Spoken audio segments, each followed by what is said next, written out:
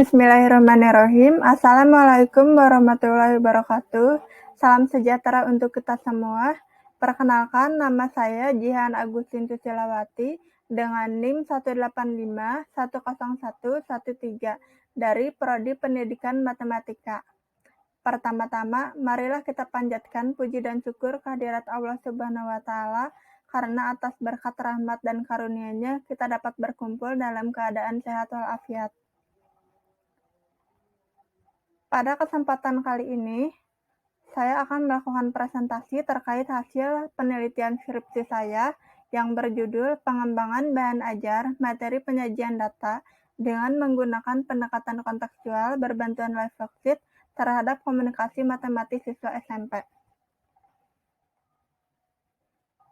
Pada penyusunan skripsi ini, tak lepas dari bimbingan kedua dosen pembimbing saya yang telah sangat berjasa pada proses penyusunan skripsi ini, yaitu pembimbing 1, Ibu Dr. Mastahuta Julu MPD, pembimbing 2 yaitu Ibu Risma Amelia SPD MPD.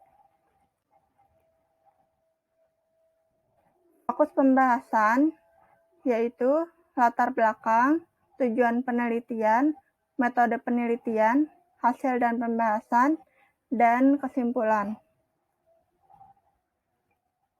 Selanjutnya, ada latar belakang, yaitu yang pertama, salah satu tujuan pembelajaran matematika menurut Kemendikbud adalah memiliki sikap dan perilaku yang sesuai dengan nilai-nilai dalam matematika dan pembelajarannya, mengutip dari Hutajulu et al. 2019. Yang kedua, guru perlu melibatkan siswa secara aktif dalam proses pembelajaran. Namun hal tersebut belum berjalan seperti yang diharapkan, karena masih banyak guru yang lebih aktif daripada peserta didik, menurut Sari tahun 2017. 3.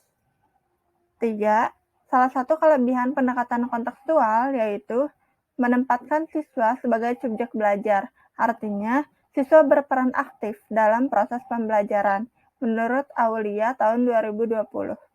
Yang keempat, kemampuan komunikasi matematis dalam pembelajaran matematika masih kurang, menurut Niasi, Romlah, dan Janti tahun 2019.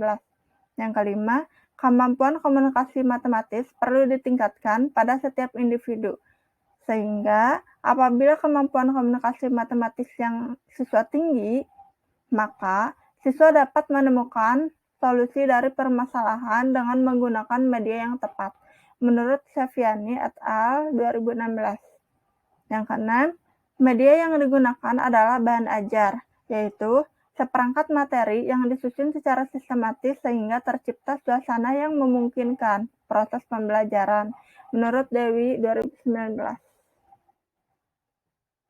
Selanjutnya ada tujuan penelitian, yaitu yang pertama, proses pengembangan bahan ajar materi penyajian data dengan menggunakan pendekatan kontekstual berbantuan live worksheet. Yang kedua, kelayakan bahan ajar materi penyajian data dengan menggunakan pendekatan kontekstual berbantuan live worksheet menurut ahli. Yang ketiga, untuk mengetahui aktivitas bahan ajar yang pembelajarannya menggunakan pendekatan kontekstual dilihat dari komunikasi matematis siswa SMP. Yang keempat, kendala-kendala apa saja yang ditemui pada saat pengembangan bahan ajar dengan menggunakan pendekatan kontekstual berbantuan live worksheet pada siswa SMP. Selanjutnya yaitu ada metode penelitian. Metode penelitian yang digunakan yaitu Research and Development atau R&D menurut Boog-Engel. Subjek penelitiannya yaitu siswa kelas 7 dan kelas 8 di SMP Mutiara 4 Bandung. Instrumen penelitiannya yaitu non-tes dan tes berupa lembar validasi, angkat siswa, wawancara, instrumen tes komunikasi matematis. Pengolahan data yang digunakan yaitu menggunakan Microsoft Excel. Uji coba instrumennya terdiri dari validitas, reliabilitas, daya pembeda, indeks kesukaran, efektivitas, kepraktisan, dan validasi.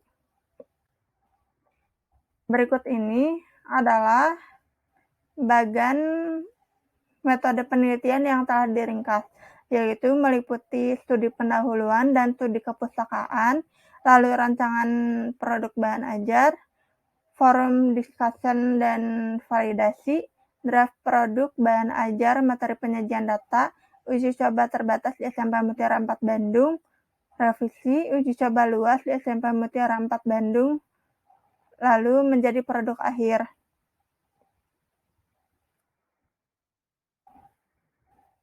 Hasil dan pembahasan yaitu tentang proses pengembangan produk, yaitu terdiri dari yang pertama studi pendahuluan dan studi pustaka, yang kedua rancangan LKPD, yang ketiga forum discussion atau validasi, yang keempat draft lembar kerja peserta didik, yang kelima melakukan uji coba terbatas, yang keenam melakukan uji coba luas.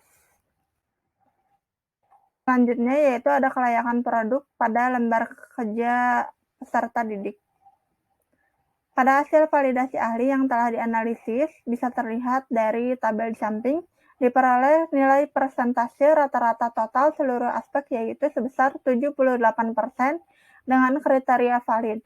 Dengan demikian dapat disimpulkan bahwa LKPD yang dikembangkan layak dan dapat digunakan dalam kegiatan belajar siswa kelas 7. Selanjutnya yaitu ada efektivitas produk lembar kerja peserta didik. Pada hasil tes kemampuan komunikasi matematis terlihat pada tabel di samping yaitu persentase rata-ratanya yaitu 72% dengan kategori efektif. Hal tersebut menandakan bahwa penggunaan LKPD, pendekatan kontekstual berbantuan live worksheet, efektif terhadap kemampuan komunikasi matematis siswa pada materi penyajian data. Kendala-kendala pada saat melakukan penelitian ini yaitu yang pertama, peneliti kesulitan menentukan ide awal dalam perancangan LKPD. Yang kedua, peneliti kesulitan membuat desain LKPD. Yang ketiga, keterbatasan sumber yang digunakan. Yang keempat, waktu penelitian yang terbatas menyebabkan penelitian hanya sampai uji luas. Dan yang terakhir, ada beberapa siswa yang tidak membawa handphone, yang menyebabkan terhambatnya proses penyelesaian LKPD berbantuan live worksheet.